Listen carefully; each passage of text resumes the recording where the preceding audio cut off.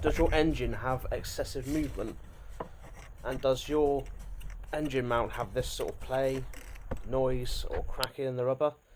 Then I'm going to show you how to replace it today.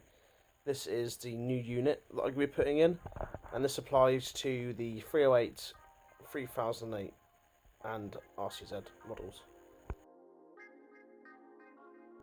So we're using here a T45 and a E14. The E14 is for the 4 bolts that are holding the black part of the engine mount to the car, and then the Torx bolts, there is 3 of them. They are holding the silver part of the engine mount to the engine. Now before you do this, you want to make sure you get a jack underneath the car to support the engine. This also helps with lifting the engine back up into position when you come to put the new mount on. As you can see here, this is a 3008 Hybrid 4. This also applies for other hybrid variants such as the 508, and it's 2 10mm bolts to remove the hybrid wiring loom. As you can see there, it's nice and free now. It just gives it the ability to be moved out of the way when you're trying to get to the nuts. So as you can see, we're using the E-socket to take off the 4 that hold the engine mount to the body of the car. When they come off, it will then mean the engine is then loose on that side. That's why you use the jack there to hold the weight. And then as you can see here, we're going to use the Torx bit to remove the 3 Torx heads. It's quite a simple process. Once it's off, it just comes away in your hand. And when you need to reinstall it, it can be a little bit fiddly.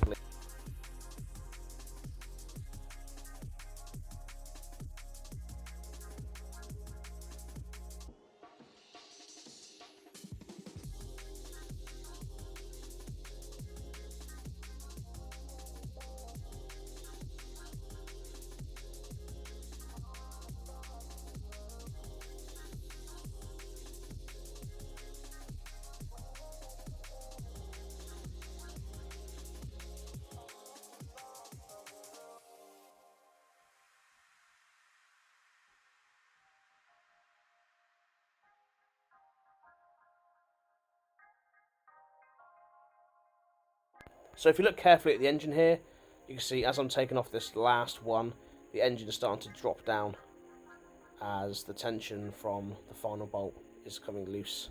So the engine is now held by nothing on that side.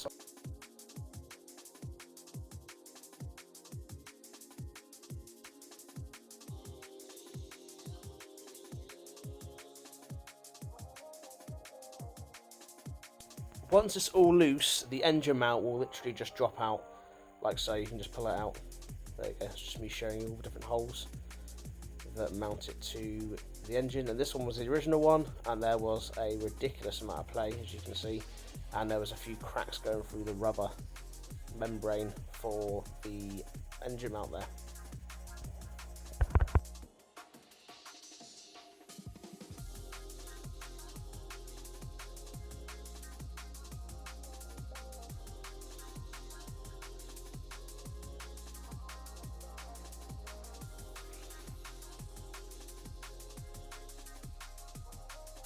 So there we are. As you can see, it's a bit of a pain in the ass with the loom for the hybrid system just there.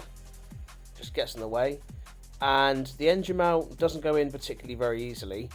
Now, I find that the easiest way to do it is to get it positioned or lined up on the body side, not the engine side. Now, as you can see, the engine is moving around while you're trying to put the mount in. So you want to actually connect the black part of the mount to the car. That will then hold the mount in the position. It's then going to be by use of a little bit of pulling, pushing and the jack to position the engine up into the right position to get the torque bolts to line up to go back on.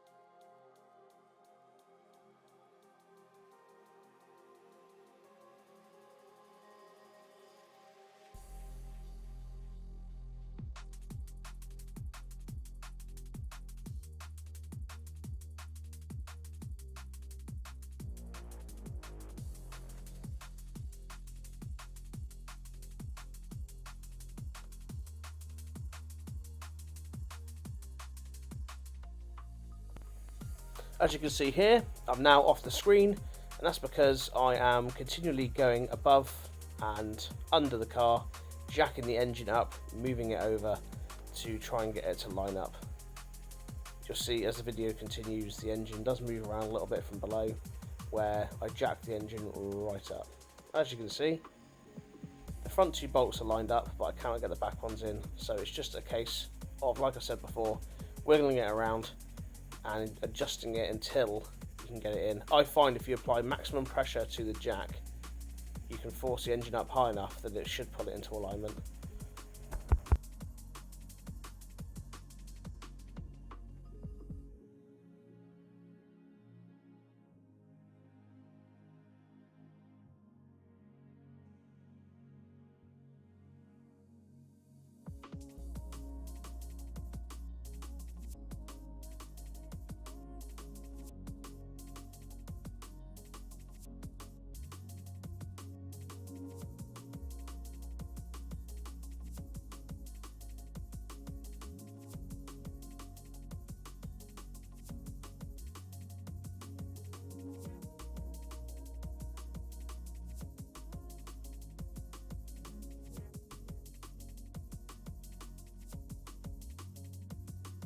So there we are, winding them back in, and then I can drop the jack and the engine mount has been replaced. Thank you for watching this short video.